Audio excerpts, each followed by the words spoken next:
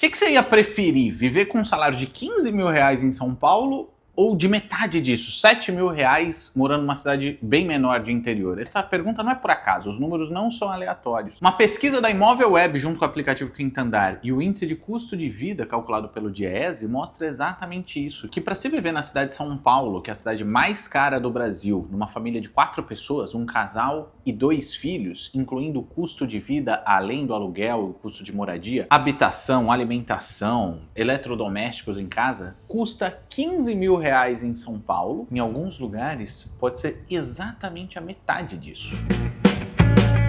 O custo de moradia costuma ser o mais alto nesse tipo de conta, que chega a custar R$ 9.300 o metro quadrado de um imóvel em São Paulo. Em algumas cidades do interior fica em 3 mil, 4 mil reais. Eu tô dando uma olhada nesse site que fez uma matéria sobre essa pesquisa do Diese, que mostra que Sorocaba é uma cidade 55% mais barata do que a cidade de São Paulo, considerando tudo isso, né? Ó, despesa, recreação, saúde, educação, vestuário, transporte, habitação, cara, tudo isso. Jundiaí é 15% mais barata que São Paulo, Piracicaba é 30% mais barata e Ribeirão Preto 20% mais barata, e nenhuma dessas cidades é uma cidade exatamente pequena, são cidades grandes no interior de São Paulo. Eu tive uma namorada que mora em Jacaraí até hoje, ela tem um estúdio de pilates lá, então eu ia bastante pra lá e eu ficava abismado que quando eu ia na padaria, eu às vezes eu comprava coisa pro café da manhã pra mim, pra ela e pra família dela, dava às vezes mais barato do que eu tomar um café na padaria de São Paulo. Esses dias eu tava em São Paulo, até fiz um story no meu Insta falando disso, que eu fui numa padaria, tudo bem que era um bairro caro de Moema, mas eu pedi um pão com queijo e ovo e uma média, que em São Paulo a gente chama de média, o café com leite. Deu R$43. E aí eu achei esse site que chama Custo de Vida, que é um site de uso comum, né? A galera vai informando o preço das coisas. E olha só as diferenças de preço hoje relatada pelos usuários entre Jacareí e São Paulo. Almoço em restaurante barato, R$13,50 em Jacareí contra R$30 em São Paulo. Em restaurante caro, 39 contra 120. E olha que restaurante caro em São Paulo pode ser bem mais que isso. Cerveja de garrafa, 6,67 contra 21 reais em São Paulo. Cerveja lata, 2,88 contra 8,67. Isso aqui eu não sei se está tão fiel. Chopp, 6 contra 15 reais. Coca 2 litros, 6 reais contra 13 em São Paulo. Cafezinho, 2,20 contra 8,66 em São Paulo. Leite de 1 litro, 2,70 contra 5,50. Pão francês, 8,55 o quilo em Jacareí contra 23 em São Paulo. E aí vai indo, exemplos de, açúcar, acho 3,84, 5 quilos contra 25 em São Paulo, isso eu tô meio por fora, pra ser honesto. Café, pacote de meio quilo, 7,55 em Jacareí contra 35 em São Paulo. Cara, na moral, eu acho que o café em São Paulo já tá até mais caro que isso. Aqui eu acho que viajaram um pouquinho no preço, ó, gasolina 3,41 em Jacareí contra 8,33 em São Paulo. Eu acho que São Paulo está mais barato que isso, embora tenha alguns postos de regiões mais ricas que chegam nisso mesmo. E eu acho impossível que em Jacareí esteja tão barato assim. Ingresso de cinema inteira, R$18 em Jacareí contra 25 em São Paulo. Isso é meio doido, porque, cara, varia muito o preço de ingresso de cinema em São Paulo, mas nas regiões mais centrais, inteira, R$25 é muito difícil. Mas eu lembro que eu ia no Cinépolis, em São José dos Campos, que é uma cidade vizinha de Jacareí, na sala VIP, né? Aquela que é uma poltrona só pro casal, que deita, tem garçom e o caramba. E, velho, era papo de R$25 a inteira. Numa sala VIP. Cara, era muita diferença, porque se eu fosse numa sala VIP no shopping, como é que chama? JK Iguatemi, lá em São Paulo, cara, é uns R$100. Isso é loucura. Mas tem um monte de coisas, inclusive algumas um pouquinho fora, ó. Aluguel de kitnet em região cara, tá falando que em Jacareí é R$715 por mês, eu ando meio por fora, mas uma kitnet numa região cara em São Paulo, R$2.000, honestamente, é mais do que isso, velho. Eu tava olhando isso em 2022, quando eu já tava vindo aqui pra Itacaré, numa região cara de São Paulo, uma kitnet tava uns R$3.500, região cara, né? Mas aí tem apartamento de 2 quartos em região cara de Jacareí por 1.200 e 3.300 em São Paulo. Isso aqui já tá mais ou menos o preço de 1 quarto em regiões caras em São Paulo. E aí você consegue ver, esse site aí, se vocês olharem, chama custodevida.com.br. Dá pra você comparar várias cidades. Se eu jogar aqui, sei lá, vou jogar João Pessoa, vamos ver se tem João Pessoa, Paraíba, pra comparar com São Paulo. Nem tudo tem preço, né? Porque aí eu acho que, dependendo da cidade, tem menos gente colocando informação nesse site. Mas almoço em restaurante barato, R$23,50 contra 30 em São Paulo. caro, 50 em João Pessoa contra 120 em São Paulo. Algumas coisas mais caras aqui relatadas, né? Leite de 1 litro, 5,75 em João Pessoa contra 5,53 em São Paulo. E assim vai. Cara, é um site bem legal para fazer esse tipo de consulta. E a pesquisa do Quinto Andar traz as 8 cidades mais caras do Brasil em 2025. Em primeiro lugar tá São Paulo, né? Que eles falam que até o principal custo de vida é o de moradia. Viver em São Paulo, segundo esse cálculo, tá R$ 15.174, uma família de um casal e 2 crianças, né? Em segundo lugar vem o Rio de Janeiro, que tá R$ 15.066 para manter uma família de 4 pessoas. Santos, em terceiro lugar, eu não sabia que Santos estava tão caro assim. Campinas em quarto. Brasília em quinto lugar. Em sexto lugar tá Porto Alegre, no Rio Grande do Sul, que custa R$ 13.045 para manter uma família de 4 pessoas. E o valor para se viver sozinho, R$ 5.583. É claro que talvez existam outros lugares até que poderiam entrar nesse ranking, mas eu acho que esse ranking é feito pelo aplicativo Quinto Andar, que é aquele aplicativo de aluguel, né? Que deixa de lado a necessidade de uma imobiliária, de uma corretora, e eles não devem estar em todas as cidades, mas nas que eles estão, eles fazem essas contas. Para viver em Salvador, uma família de 4 pessoas, R$ 12.500, e Foz do Iguaçu. Caraca, eu não imaginava que Foz do Iguaçu tivesse tão caro lá no Paraná. R$ 10.171 para uma família de 4 pessoas se manter naqueles parâmetros, e R$ 4.014 para quem mora sozinho. E aí entra na discussão de por que tem tanta gente querendo sair de São Paulo ou de cidades caras como essa, né? Eu acho que um dos principais motivos, tem alguns, né?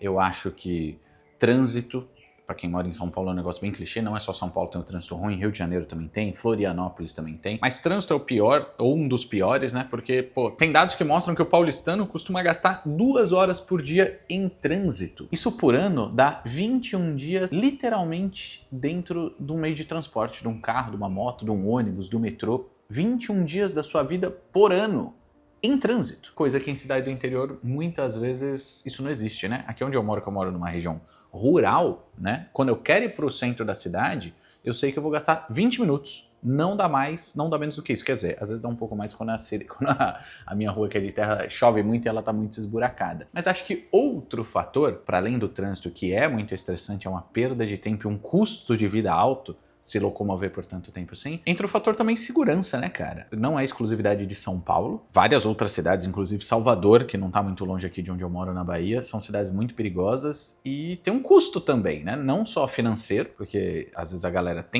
prefere morar num condomínio e paga por isso, tem que estar atento a celular, às vezes é furtado, isso custa caro. Eu mesmo, quando eu fui fui assaltado a mão armada em São Paulo, eu comecei a contratar seguro de celular, porque levaram meu celular. E um celular hoje custa muita grana, além de ter os caras pegarem a senha, né? Então, pô, tem todo esse custo financeiro e tem o custo emocional. É doido. Quando eu mudei pra Itacaré, passou 2 meses, eu falei, caraca, velho, como eu nasci em São Paulo, eu não notava como eu estava em estado de alerta e medo o tempo todo. Aqui em Itacaré, eu sento pra comer, sei lá, numa lanchonete, na calçada, eu deixo o celular na mesa. São Paulo, você jamais faria isso, porque vai passar gente e vai roubar. Isso, cara, não ter essa preocupação é uma das vantagens que eu acho que tá fazendo muita gente querer sair de São Paulo, que inclusive é um dado de São Paulo e de outras cidades grandes, né? Que é um dado que eu vou trazer aqui, de como inverteu aquela lógica de muita gente vir de sair de cidade pequena e ir para grandes centros urbanos. Hoje já é o contrário, tem muito mais gente saindo dos grandes centros urbanos e procurando cidades menores. E outra, né, velho? Aqui onde eu tô, e não é só aqui, várias pessoas que moram em cidades do interior têm contato com a natureza. Às vezes tem filho pequeno e se sente muito mais seguro em deixar o filho brincando sem estar dentro de um condomínio com segurança. Um amigo meu, Abner, ele sofreu um grande acidente, que ele caiu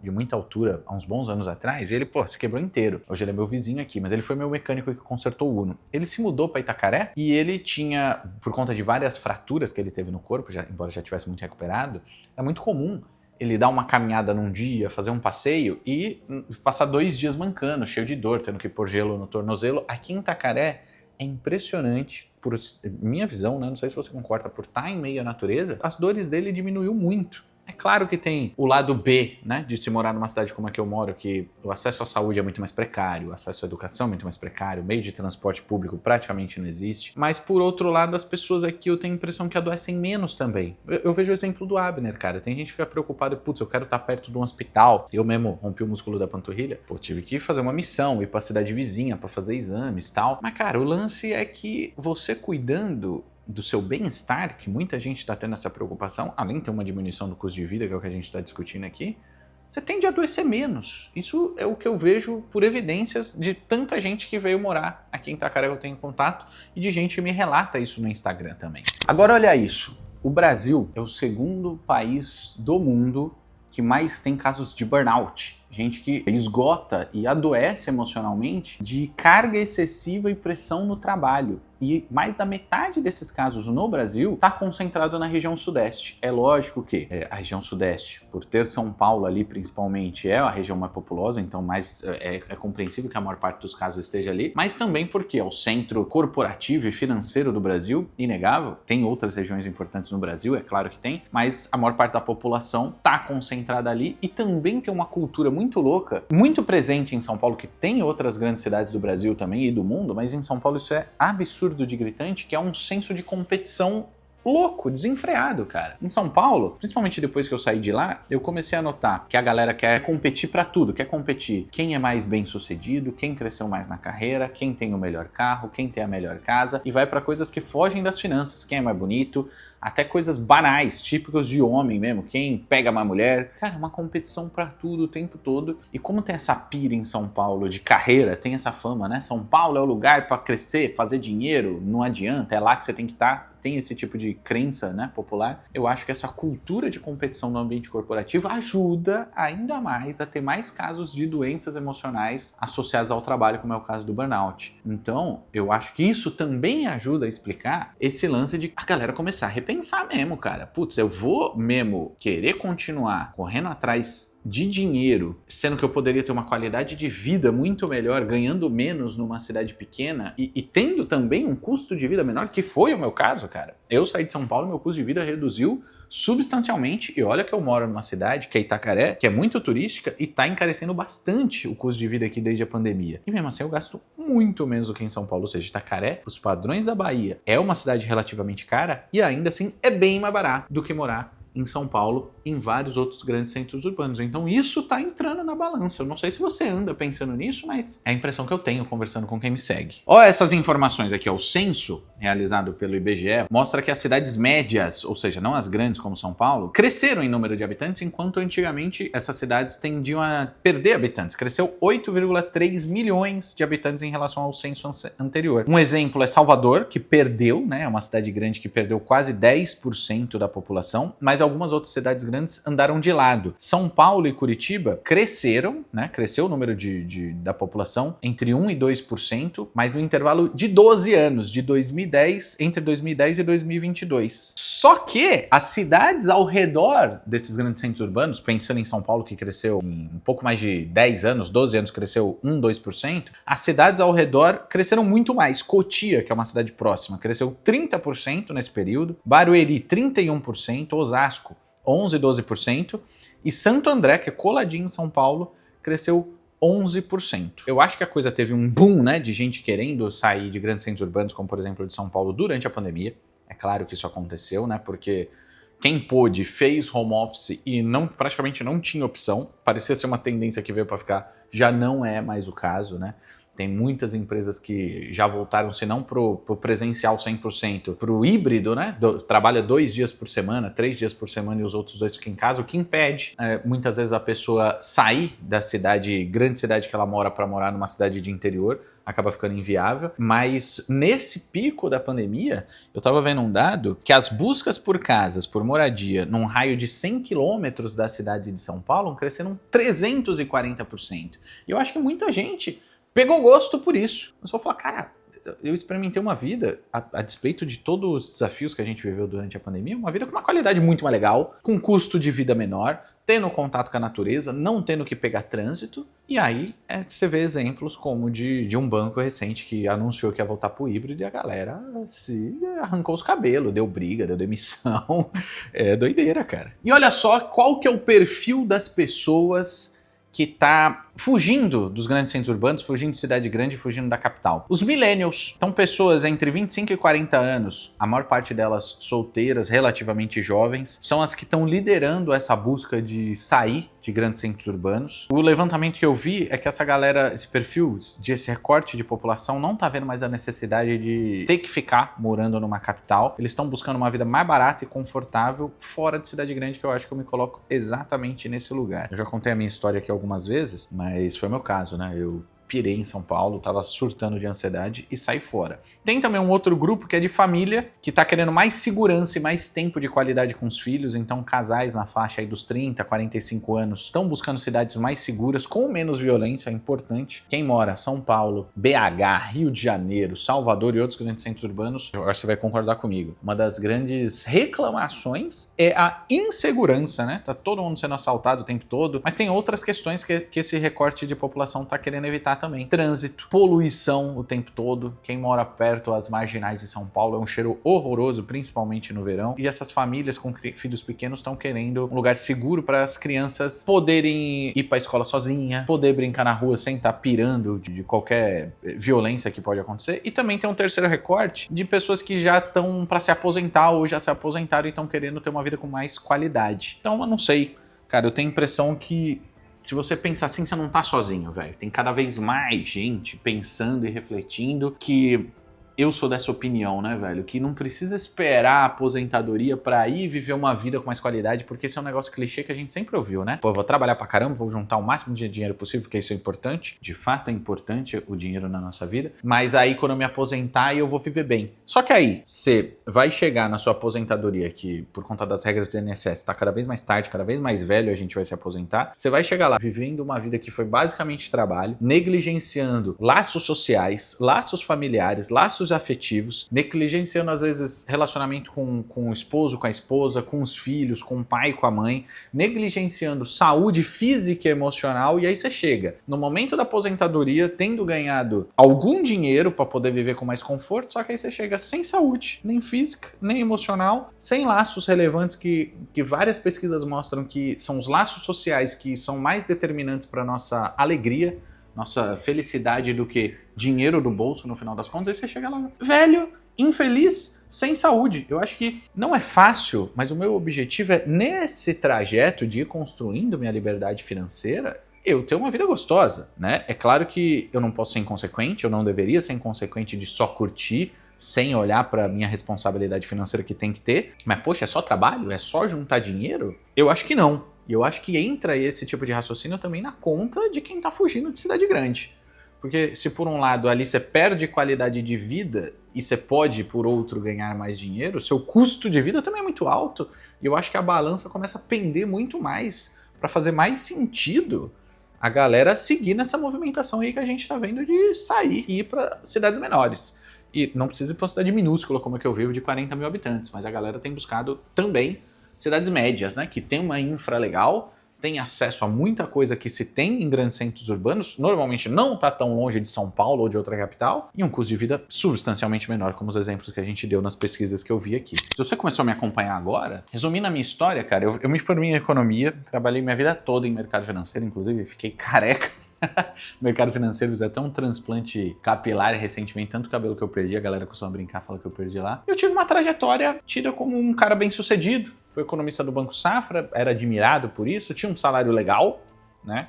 Já faz uns bons anos que eu saí em 2018 para 2019. E eu não escondo isso, né? Na época eu tava, tudo bem que tinha o bônus ali para computar e tal, mas eu tava ganhando uns 15 mil reais por mês. Só, cara, eu tava pirando de ansiedade e tava girando essa rodinha, né? De tá sempre com um terno legal, tá sempre frequentando lugares caros, porque de uma maneira ou de outra, embora eu não precisasse viver só nesse mundinho, né? A gente acaba criando gosto e tinha uma necessidade que a galera respeitava mais quem girava essa rodinha. E eu saí de São Paulo, cara. Fui tocando paralelamente o meu projeto de educação financeira, né, digital, que é o Econoweek. Depois de um tempo, eu saí da minha carreira de mercado financeiro no banco, eu vim aqui para Itacaré, simplifiquei minha vida pra caramba, reduzi o meu custo de vida, passei um tempo que eu morava sozinho na região da Paulista, lugar caro pra caramba, fui dividir apartamento com mais 2 amigos, vendi minha SUV, fiquei um tempo a pé. Depois eu peguei um Uninho 94, que é o que eu tenho até hoje, vim pra Bahia, cara, reduzi muito o meu custo de vida e pra cuidar da minha ansiedade, eu quis estar em contato com a natureza. E, velho, claro que eu ainda lido com ansiedade, mas ela tá muito mais sob controle. Não é todo mundo que tem essa chance, tem esse privilégio de trabalhar home office, né? Eu fui construindo, enquanto eu tava no banco, esse meu projetinho para poder trabalhar, viver do digital. Deu certo, mas tem outros vídeos aqui, inclusive, no meu canal, que eu falo de outros empregos em cidades pequenas, né? Áreas que estão pagando bem, porque normalmente a galera tem a impressão que é difícil arrumar emprego no interior. De fato, trabalhar para os outros às vezes paga meio mal. Mas se você busca esse tipo de coisa, a gente sempre conversa por aqui desse assunto. Inclusive, eu fiz essa lista, né? Tá num outro vídeo das áreas que tem muita demanda em cidade pequena e tá pagando muito bem. Bom, um dos vídeos que eu deixei aqui do lado é exatamente esse que eu acabei de comentar, de áreas que estão pagando bem. Você pode escolher um dos dois pra gente continuar essa conversa. Se você não é inscrito nesse botão, você pode se inscrever aqui no Econoweek e a gente se vê na próxima conversa.